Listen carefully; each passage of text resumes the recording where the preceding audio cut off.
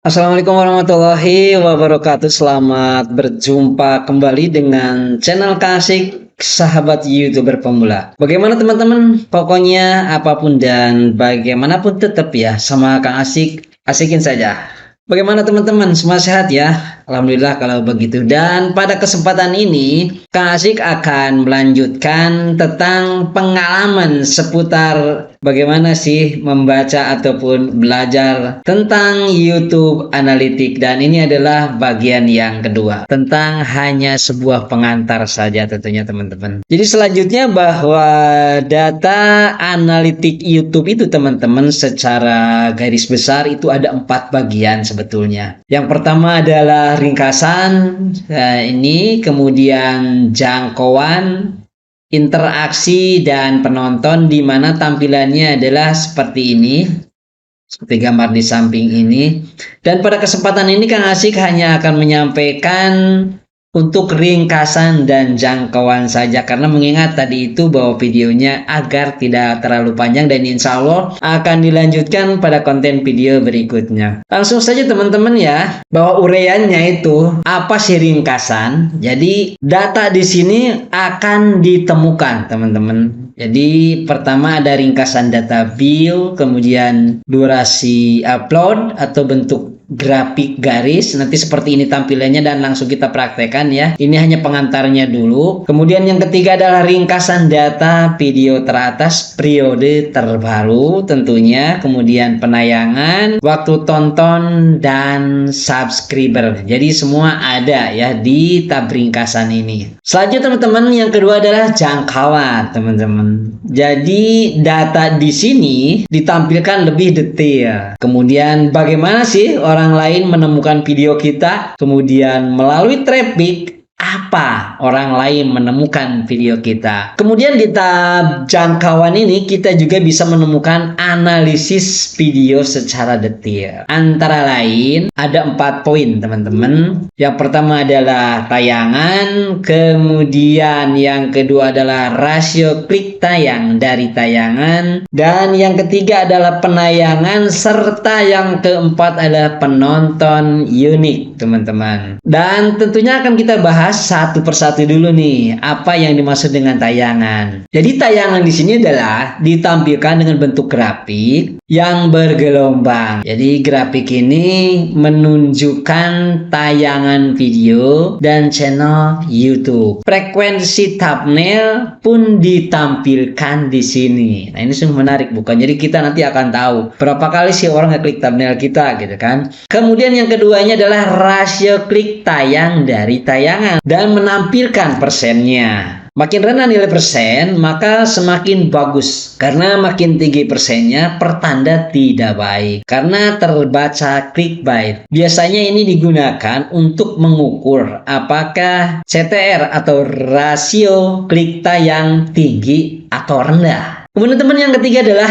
penayangan nih. Jadi semua sama, masih ditampilkan dengan bentuk grafik yang memberitahukan jumlah penayangan dari tayangan selama rentang waktu tertentu. Biasanya secara default adalah 28 hari terakhir. Informasi di tab penayangan ini dapat digunakan untuk ada 3. Pertama atau A adalah untuk mengetahui video berperforma tinggi. Kemudian yang kedua adalah memperkirakan perubahan musiman. Dan yang ketiga atau C adalah menentukan waktu mengupload video baru. Selanjutnya teman-teman, yang keempat adalah penonton unik. Mengapa disebut unik Kang Asik? Sebab pertama mereka menonton video kita akan tetapi tidak melakukan subscribe. Kemudian yang keduanya adalah mereka menemukan video kita justru bukan dari YouTube langsung teman-teman,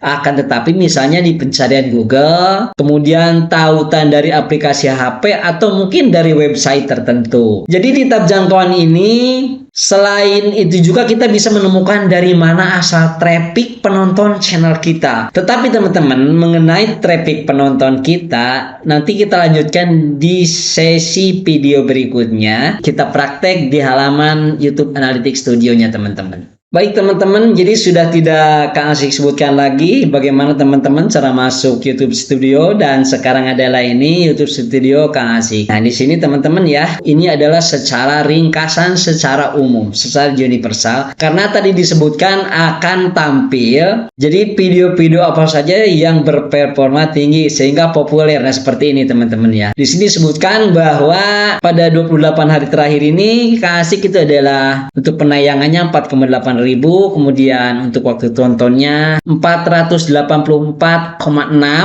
jam, dan ini ada peningkatan. Jadi waktu tonton channel selama periode yang ditampilkan jika dibandingkan dengan periode sebelumnya. Jadi di sini terlihat teman-teman, jadi 157% lebih banyak. Jadi dibanding 28 hari sebelumnya. Akan tetapi di sini teman-teman ada panah nih ke bawah. Jadi kenapa seperti ini ke bawah? Di sini disebutkan 10% lebih sedikit, berarti turun ya dibanding 28 hari sebelumnya. Kemudian subscribernya selama 28 hari adalah sekitar antara 37 sampai 50. Kemudian untuk secara spesifiknya teman-teman, seperti yang disebutkan tadi, itu kita ngeklik salah satu konten video dan langsung lihat kursor saya, langsung kita ngeklik ini bagian analitiknya. Nah, di sini nanti baru akan terlihat yang disebutnya tadi ada ringkasan jangkauan interaksi dan penonton. Nah, di mana ringkasan ini teman-teman? Ini yaitu untuk video yang berjudul cara membaca YouTube Analytics Studio untuk YouTuber pemula bagian ke-1, berarti video Kang Asik yang kemarin. Nah, ini untuk penayangan ya teman-teman. Jadi ketika ada checklist seperti ini performanya adalah biasanya standar, beda dengan yang tadi panahnya ke bawah itu jelek. Nah, ini disebutkan tadi bahwa di bawahnya ada grafik. Nah, ini terlihat jadi per harinya terlihat teman-teman ya. Nah, ini per tanggal 8 Desember, satu hari pertama pada jam 12.29 sudah 149, terus sampai ke sini jam 7 malam sampai jam 9. Jadi ada grafiknya ini untuk penayangan. Kemudian teman-teman untuk waktu tontonnya ini juga ada, sama masih dengan grafik tertentu. Hari Kamis tuh lihat jam 2, jam 4, jam 9 sekian. Jadi di sini ada penunjukan tentang waktu tonton per jamnya. Jadi kita tinggal ngeklik tab selanjutnya bahwa di sini subscribernya tidak ada. Selanjutnya selain ringkasan juga di sini ada jangkauan teman-teman. Jangkauan itu nah seperti ini adalah tayangan. Jadi kita kursor kita langsung diarahkan saja seperti ini. Nah, di sini disebutkan bahwa total frekuensi thumbnail video Anda ditampilkan kepada penonton sejak video dipublikasikan. Tadi disebutkan bahwa untuk penayangannya juga ada nih. Tetapi ini adalah standar, karena kenapa standar? Ini lihat tandanya adalah hanya checklist seperti ini, di mana 152 ini adalah pada posisi antara 130 sampai 220. Jadi pasti checklistnya seperti ini. Kalau di bawah 130 nanti panahnya ke bawah. Seperti itu saja teman-teman ya. Kemudian untuk penonton unik, nah ini juga ada adalah 48 yang tadi disebutkan. Maksud penonton unik itu estimasi jumlah orang yang menonton konten Anda dalam rentang tanggal yang dipilihnya. Jadi 48 orang ternyata lumayan juga ya.